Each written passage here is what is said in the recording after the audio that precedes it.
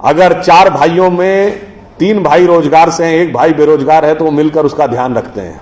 बेटा बेरोजगार है तो बाप मरते दम तक उसका ध्यान रखता है, क्योंकि हमारे यहां कहा गया जो कमाएगा वो खिलाएगा, जो आया है वो खाएगा। अरे भाई, आप तो सिर्फ आदमी तक रहे। हमारी ये सोच इतनी व्यापक थी। मैंने कहा ना, झूठ के पुलंदे कैसे रखे गए। अगर आप लोगों से बहुत को ध्यान हो तो जब पितृपक्ष आता है, श्राद्ध पक्ष, जिसमें पूर्वजों के लिए किया जाता है, तो उस दिन, जिस दिन आप अपने पूर्वजों का तर्पण करते हैं, उस दिन क्या होता है, 3 खाने के हिस्से निकाल के रखे जाते हैं। किसके लिए? एक कुत्ते के लिए, एक कौवे के लिए और एक गाय के लिए। क्यों? हमारे यहां गाय देवतुल्य पशु माना गया है, हाईएस्ट पेडेस्टल पे है। कुत्ते को शमशान का के देवता भैरव का वाहन माना गया है, एंड ऑफ द लाइफ की तरफ दर्शाता है। और कौवा उस प्रकार की श्रेणी का जंतु है जो कि तमाम गंदगियों को साफ करता है। यानी हम सिंबॉलिकली ये कह रहे हैं कि अगर भगवान ने हमको सबसे developed creature of the earth और ऑफ द यूनिवर्स बनाया है, तो लोएस्ट से लेके हाईएस्ट तक हर आदमी का ख्याल रखना हमारा कर्तव्य है, हर जीव जंतु का ख्याल रखना हमारा कर्तव्य है। वो वहां तक पहुंचे नहीं पहुंचे। इसीलिए मैं कहता हूं कि सिस्टमेटिकली बैठकर आप लोगों के दिमागों में, हम लोगों के दिमागों में 2-2, 3-3 पीढ़ी से ऐसी चीजें बैठाई गई जिसके ठीक उलट थी। 1-2 उदाहरण और दूंगा। जैसा अब ये भी ममता जी ने बोला फिल्मों के बारे में, फिल्मों में भी आपने देखा, जैसे उन्होंने बताया, एक ऐसा सीरियलों में कैरेक्टर होगा। अब मैं एक दूसरी बात की तरफ आता हूं। आपने जितनी हिंदी फिल्में देखी होंगी, भाई मैंने तो हिंदी और इंग्लिश के अलावा नहीं देखी, एक आधा उर्दू की फिल्म ही देखी है, अन्य भाषाओं की तो फिल्में मैंने देखी नहीं है। मगर हर हिंदी फिल्म में शुद्ध हिंदी बोलने वाला कैरेक्टर या तो विलेन होगा या कॉमेडियन होगा। ये धीरे धीरे हमारे दिमाग में बैठ गया। हीरो क्या बोलेगा? 60, 70 और 80 के दशक तक उर्दू मिक्स्ड हिंदी बोलता था, पिछले 20 साल से इंग्लिश मिक्स्ड हिंदी बोलेगा। आप सबने वो गाना सुना होगा, विनोद खन्ना जी जिनकी डेथ हो गई, एक उनके ऊपर है जिसको कॉमेडियन गाना माना जाता है, प्रिय प्राणेश्वरी यदि आप हमें आदेश करें तो प्रेम का हम श्री गणेश करें। ये गाना क्या माना जाता था? कॉमेडी का। और एग्जैक्टली यही गाना, यही वर्ड्स का गाना, इब्तिदाए इश्क में हम सारी रात जागे अल्लाह जाने क्या होगा आगे, यह है अच्छा गाना। और इतना ही नहीं, जी हाल मुस्किन मुगम्बु रंजिश बहार हिजरा में सारा दिल है, इसमें दिल के अलावा कुछ समझ में आया नहीं। हिंदी के शब्द आ जाए, अरे साहब बड़ी कठिन हिंदी, बड़ी क्लिष्ट हिंदी, कहां से ले आए? अगर साफ साफ उर्दू भी बोल दिया, ये कहां ले आए? अंग्रेजी मिक्स्ड होना चाहिए। भाई अंग्रेजी मिक्स्ड होकर हम, देखिए ये सारी चीजें हम लोगों के दिमागों में बैठा ली जा रही हैं। हम कहां जा रहे हैं? एक छोटा सा उदाहरण आपको देता हूं। मैं किसी भाषा के प्रति सम्मान या असम्मान नहीं व्यक्त करना चाहता, एक तथ्य सामने रखना चाहता हूं। अंग्रेजी भाषा में केवल 5 वॉवेल हैं, AEIOU, केवल 5 वॉवेल, और मात्रा पाई जैसी कोई चीज ही नहीं है। इसलिए इसमें साइलेंट का भी प्रॉब्लम है और एक्सेंट का भी प्रॉब्लम है। एक कश्मीरी और पंजाबी जिस एक्सेंट में बोलता है, एक बिहारी जिस एक्सेंट में बोलता है, एक तमिल और केरलाई जिस एक्सेंट में बोलता है, उसमें भारी अंतर है। मगर जिन लैंग्वेजेस की फोनेटिक्स डाइवर्सिफाइड है, अब जैसे उसमें मैं एक एक्सट्रीम एग्जांपल देता हूं, संस्कृत। आप वैष्णो देवी के मंदिर जाइए या तिरुपति बालाजी के मंदिर, काशी विश्वनाथ या कामाख्या, जब पुजारी मंत्र बोलना शुरू करता है, एक्सेंट में कभी डिफरेंस देखा है? वो भी तो उसी इलाके के हैं। क्यों? क्योंकि आपकी लैंग्वेज की फोनेटिक्स डेवलप्ड है, साइंटिफिक है। उदाहरण के लिए, आप सब ने कभी ध्यान दिया हो या ना दिया हो, हिंदी में कहते हैं ना काखा गाघा अंगा, का जब बोलते हैं तो जबान कहां लगती है? फिर खा में और पीछे, गा में और पीछे, घा में और पीछे, जब अंगा बोलते हैं तो गले से निकलता है। The entire phonetics is designed as per the contour of your vocal cord. एक प्रकार के शब्द एक साथ, तथ दध ना सब दांत से अंतर है, पफ पफ मा सब होठ से। इतना डेवलप्ड, इतना साइंटिफिक इंस्ट्रूमेंट हमारे पास, और हमें समझाया जा रहा है कि नहीं ये छोड़ दो, ये तो वैसी बात हो गई कि हमारे पास स्मार्टफोन है। मगर दुनिया जो है वो पुराना वाला जो नोकिया हम यूज करते थे उसके पीछे भाग रही है। तो नहीं जी, हम तो उसी के साथ चलेंगे।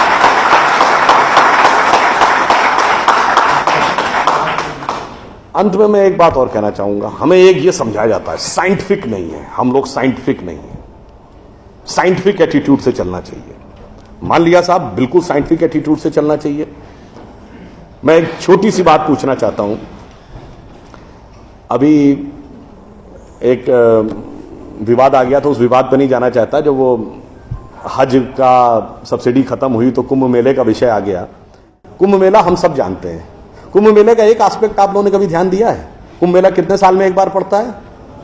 12 साल में। 12 साल में एक बार क्यों पड़ता है?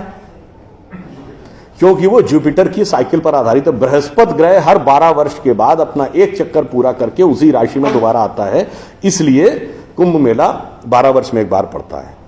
हजारों सालों से चला आ रहा है, ठीक है। तो इसका मतलब हमको पता था ना कि बृहस्पति की साइकिल 12 साल की है। इनको तो अभी 100 साल पहले पता चला कि बृहस्पति की साइकिल 12 साल की है। और उसके बाद हमको समझा दिया जाता है नहीं साहब हम अनसाइंटिफिक थे। अब आप एक और बड़ी मजेदार बात देख लीजिए। सूर्य ग्रहण और चंद्र ग्रहण पड़ता है तो उसका डेट और टाइम कौन तय करता है? सरकार घोषणा करती है ना, टीवी पे आता है, रेडियो पे आता है, अखबार में आता है। किस बेस पे आता है? नासा की फिजिकल ऑब्जर्वेटरी बताती है कि फलां तारीख को इतने बज के इतने मिनट पे सूर्य ग्रहण या चंद्र ग्रहण पड़ेगा, सोलर इक्लिप्स और ल्यूनर इक्लिप्स। मगर ये बताइए 1950 से पहले तो नासा की ऑब्जर्वेटरी नहीं थी। 1920 में जब अल्बर्ट आइंस्टीन ने रिलेटिविटी की थ्योरी दी, उससे पहले रिलेटिव मोशंस ऑफ प्लैनेट नहीं पता था। सॉरी, 1916 में। 1920 में एडविन हबल एक साइंटिस्ट हुए जिन्होंने एक्सपेंडिंग यूनिवर्स की थ्योरी दी, उससे पहले एक्सपेंशन ऑफ यूनिवर्स नहीं पता था।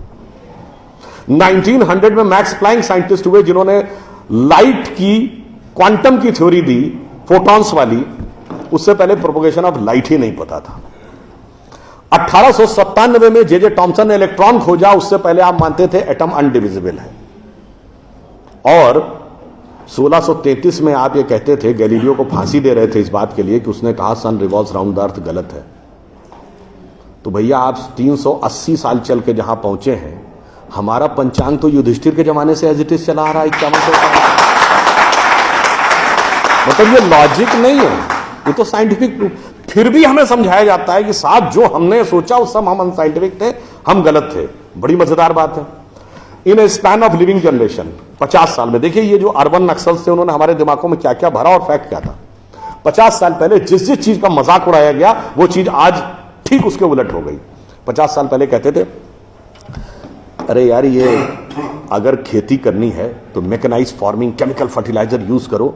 गाय के गोबर से कोई खेती होती है? आदमी चांद पे पहुंच गया, तुम गाय के गोबर पे पड़े हो। आज नहीं, ऑर्गेनिक फार्मिंग की तरफ जाओ। 50 साल पहले क्या कहते थे? अरे भाई ये जड़ी बूटियों फल पत्ती खाने से कोई इलाज होता है? नीम हकीम खतरा है जान।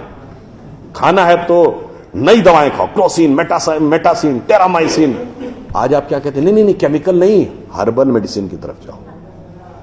ठीक, आज से केवल 50 साल पहले आप ये कहते थे, जब हम कहते थे पेड़ों की रक्षा करो, जंगल की रक्षा करो, पहाड़ की रक्षा करो, कहते थे this is the reminiscence of a primitive tribal civilisation.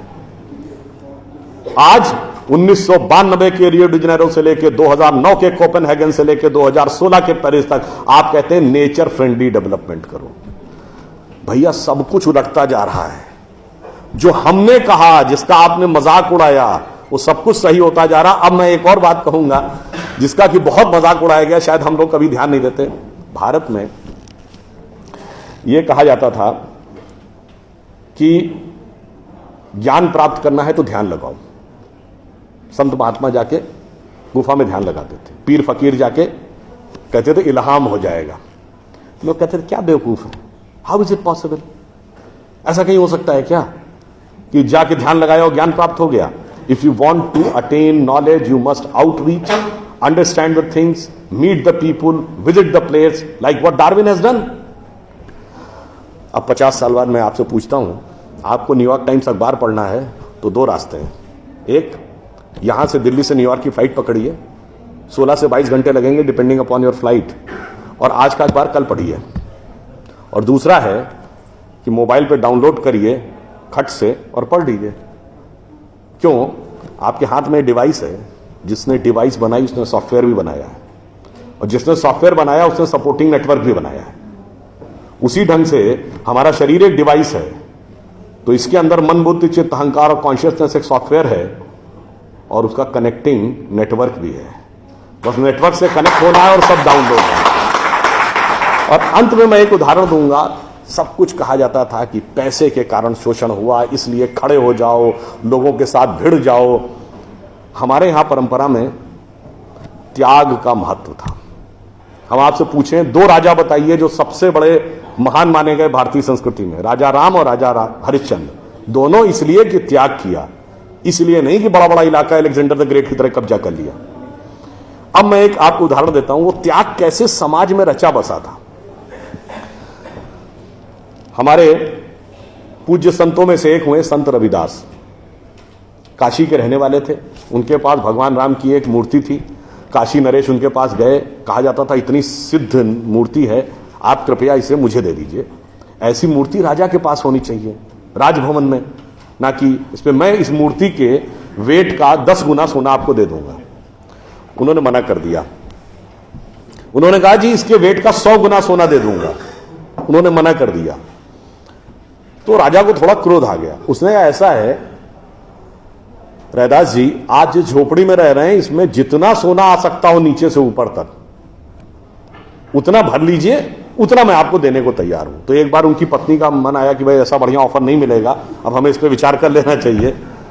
Raidas ने क्या जवाब दिया? एक मोरो राम नाम धन, एक मोरी आशा, ऊ धन आई है ई चले गई हैं, ना चाहे भगत रैदासा। मना कर दिया। रैदास जी क्या थे? वो जूते बनाते थे, आज की परिभाषा के अनुसार दलित थे। अब आप आइए, संत कबीर जुलाहा थे, आज की परिभाषा के अनुसार ओबीसी। जब उन्होंने, उनके बेटे ने भगवान के भजन के बजाय पैसा कमाना शुरू किया तो कबीर ने क्या कहा? उनके बेटे का नाम था कमाल। उन्होंने कहा बूढ़ा वंश कबीर का, उपजा पूत कमाल, और हरि का भजना छोड़ के घर ले आया माल। यानी उन्होंने उसको डिस्कार्ड किया। आप त्याग में रह के दिखाएंगे। अब आप आइए, मीराबाई राज परिवार की थी आज के हिसाब से, फॉरवर्ड। और उन्होंने क्या कहा? पायो जी मैंने राम रतन धन पायो, और जन्म जन्म की पूंजी पाई बाकी सबे लुटायो। उन्होंने भी पैसे की तरफ नहीं रहा। और अंत में ये सब एक ही कंटेम्परेरी है, तुलसीदास जिन्होंने रामचरितमानस लिखी, वो ब्राह्मण थे, फॉरवर्ड आज के जमाने के हिसाब से। कहा जाता अकबर उनके पास गए। अकबर ने कहा कि आप हमारे दरबार में आकर स्थान ग्रहण करिए, हम आपको 60,000 की मनसबदारी देंगे। उस जमाने में मनसबदारी एक रैंक होती थी। तो जैसे 40,000 की मनसबदारी वॉज मैक्सिमम, 60,000 का मतलब हुआ कि राजा के बाद सबसे बड़ा स्टेटस आपका होगा। तो तुलसी ने क्या जवाब दिया? हम तो सेवक राम के हियो धरो दरबार, हमारे तो हृदय में भगवान राम का दरबार धरा हुआ है। तुलसी का अब होएंगे नर के मनसबदार। ये मैंने क्यों बताया? जो बातें ये अर्बन नक्सलिस्ट समझाते हैं कि शोषण किया गया, कैपिटलिज्म किया गया, अगर मार्क्स ने कहा धर्म एक अफीम है जो गरीबों को पिला दी जाती है ताकि अमीर उस पर हुकूमत करता रहे, पर यहां ऐसा नहीं था। मैंने दिखाया समाज का निचला वर्ग हो, मध्यम वर्ग हो, उच्च वर्ग हो, राज करने वाला वर्ग हो, सबने कहा जो त्याग करेगा वो महान होगा। इसीलिए हमारे यहां महात्मा गांधी महान हुए, ना कि प्रधानमंत्री रहने वाले नेहरू महान। तो इसलिए मैं अंत में ये कहूंगा आप सभी लोगों से कि ये जो मायावी रावण साधु का वेश बना के आता है, सूक्ष्म दृष्टि से इसको समझिए और आश्वस्त रहिए कि वो चाहे कितना भी मायावी हो, अंत में विजय हमारी ही होगी, क्योंकि हम आज दुनिया के यंगेस्ट नेशन है। जैसा अभी नलपत जी ने कहा ना कि भाई people like us we are in minority. हम देश दुनिया के सबसे युवा देश हैं, यह सत्य है, मगर यह अर्ध सत्य है। हम सबसे युवा देश और सबसे प्राचीन सभ्यता है। We are the youngest nation and the oldest civilisation. तो एक गौरवशाली हमारा भूतकाल है और एक शानदार भविष्य है जो हमारी प्रतीक्षा कर रहा है। बस बीच के इस माया के प्रपंचों को से हम बचे रहें तो कहीं कोई संदेह नहीं। एक पंक्ति कहकर समाप्त करूंगा कि गौरवशाली था भूत, भविष्य भी महान है, अगर संभालें आप उसे जो वर्तमान है। धन्यवाद।